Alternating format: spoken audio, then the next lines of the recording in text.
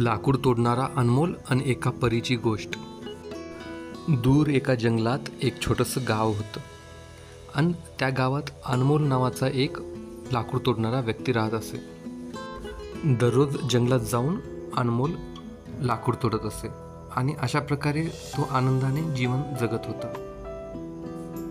नेहमीप्रमाणे आज पण अनमोल लाकूड तोडण्यासाठी हातामध्ये कुऱ्हाड घेऊन गावाबाजूच्या जंगलाकडे निघाला.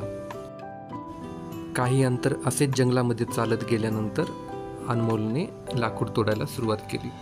पण लाकूड तोडत असताना त्याची ही लोखंडाची जुनी कुऱ्हाड अचानक बाजूच्या एका नदीमध्ये जाऊन पडली. त्याने तिथे बराच शोधण्याचा प्रयत्न केला, पण शेवटी त्याला ती कुऱ्हाड नाही सापडली. म्हणून तो दुःखात तेथे असाच नदीकिनारी बसून रडत होता.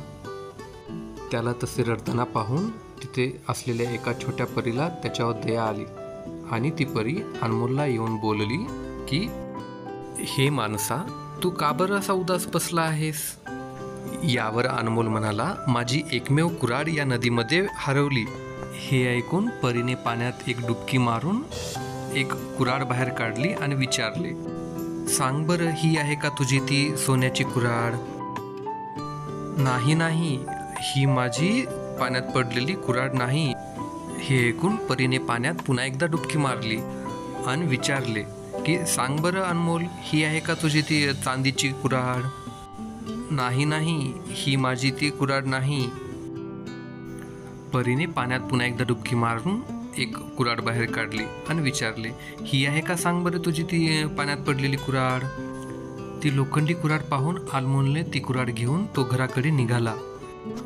परीने जाता जाता त्याची इमानदारी पाहून त्याला सोन्याची व चांदीची कुऱ्हाड बक्षीस म्हणून दिली. तिन्ही कुऱ्हाडी घेऊन अनमोल गावात परत आला आणि नंतर तो आनंदाने जीवन जगू लागला.